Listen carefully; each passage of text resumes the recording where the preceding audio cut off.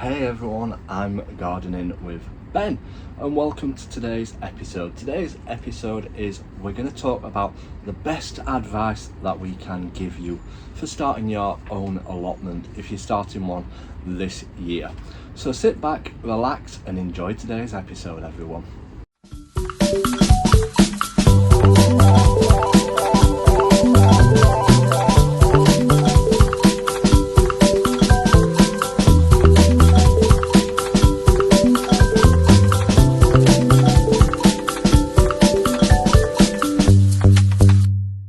So we're down here on the allotment this morning and we're going to talk about the best advice that I've learned over the years down here on the allotment to give you advice to get started on that new allotment that you may have or maybe wanting to start in the near future. Now, obviously a lot of people post photos online of what they've grown down at their allotment or in the garden and show all the best bits, but we're going to talk about the bad bits as well, as people don't often see them.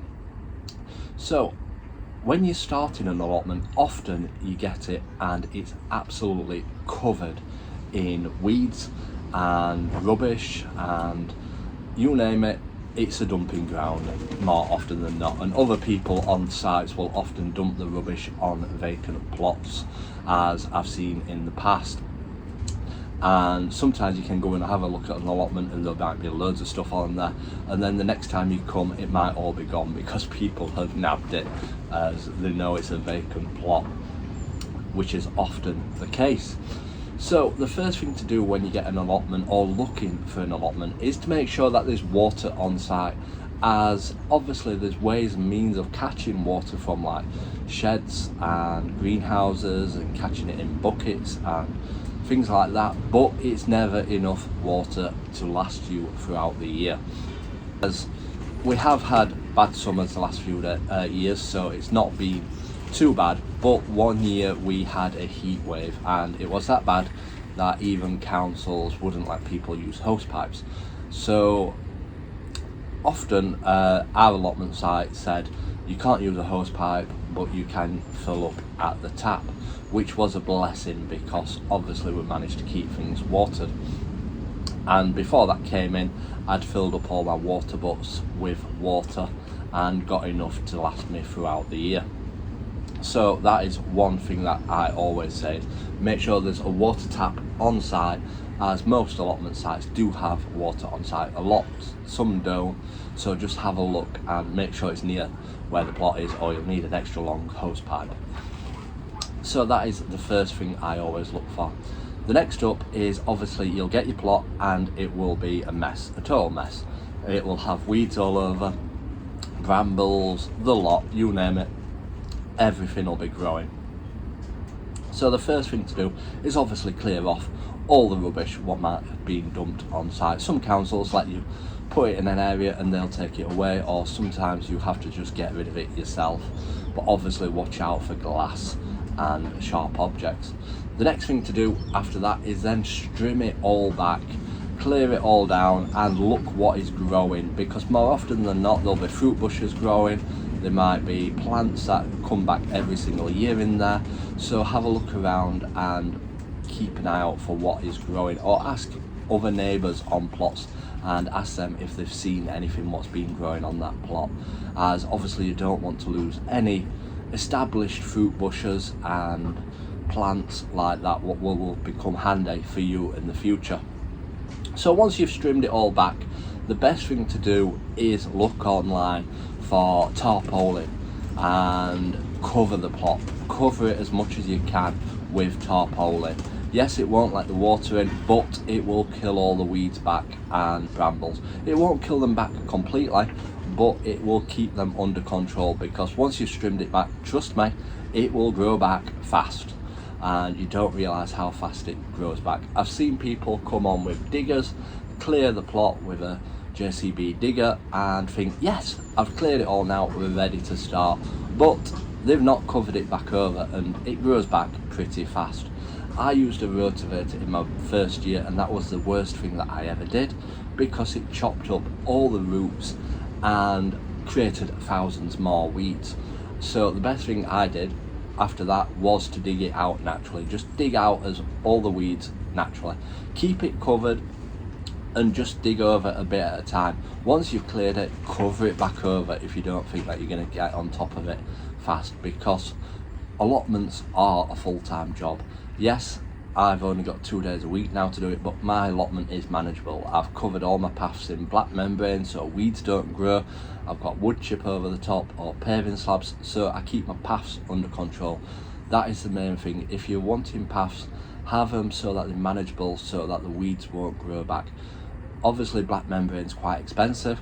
You don't want this cheap fabric stuff what you see in certain shops, because it'll just disintegrate. You need the proper membrane that is like plastic, but it's porous, it lets the water through, and it will last years. I've had some of mine 16-17 years now, and it's still going strong. So lay that down on your paths and it will keep the weeds down. And the same goes for like if you're wanting to grow stuff through your beds and stuff. If you don't think you've got much time to be down weeding, people often put black membrane down, create little holes and plant through them. But obviously using black membrane keeps the ground warm and it attracts the slugs because it keeps it moist. My plot neighbour, he's got black membrane down, but he has a lot of slugs on his plot.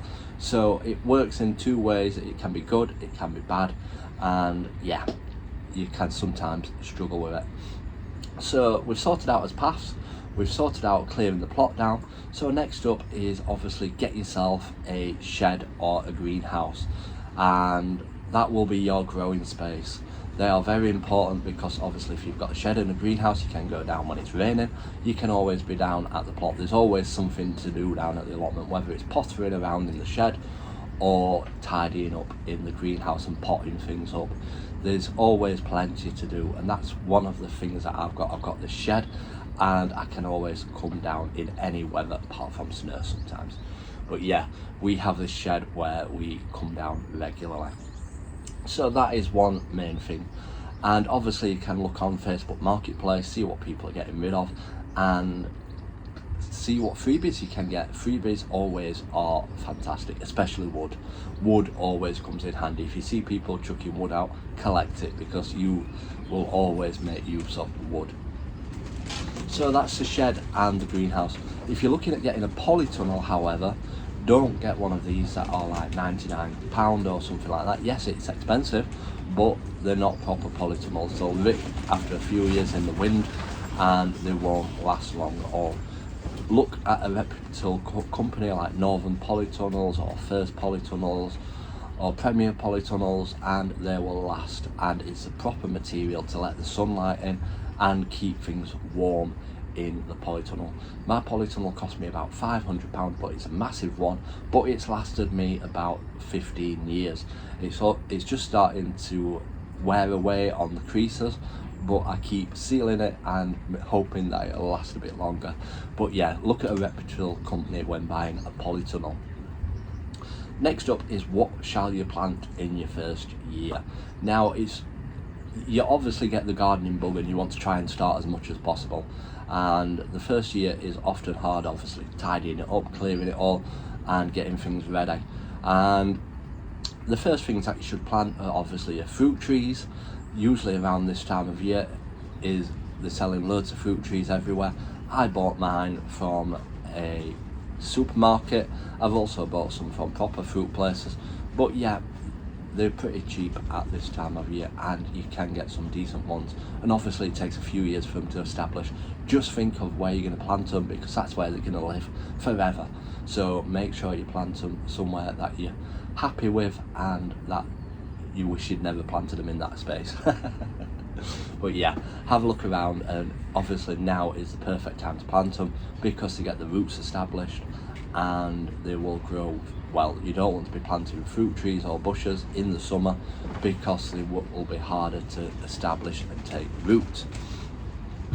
Then obviously some good plants to plant in your first year, obviously like potatoes, your onions, your garlic, courgettes, pumpkins, sweet corn, peas, lettuce, beetroot. They're all easy plants to grow and you often get good results back from them ones. Obviously the harder ones you might want to wait until a few years once you've got going, but try and just don't do what I do. I get a packet of seeds and I sow the whole packet. Just sow what you actually need, and even though I'm giving this advice, I don't listen to myself. But yeah, obviously just sow what you need and plan it out well. And obviously the best thing to do is draw a plan of what you want your allotment to look like. Draw your beds, draw your paths, draw where you want your shed to go, where you want your greenhouse to go, and work on that. And yeah, the first year is going to be a tough year, but once you've got it all cleared and all mapped out, you will have a successful time down at the allotment. And obviously it's hard to keep on top of the weeds. Weeds do grow back faster than the vegetables grow. Obviously weeds are a plant that grow in the wrong space, so just keep on top of it. Go around your beds with a hoe every week or so and just hoe it over, and that will stop the weeds from growing back as fast. Obviously it's not getting all the roots out, but it keeps on top of it and you're saving yourself a job in the long run. But those have to be my top tips on if you're starting an allotment and where you want to go with it. And over the years you'll obviously change patterns and change the layout of how things are growing, but that is the best tips that I can give you.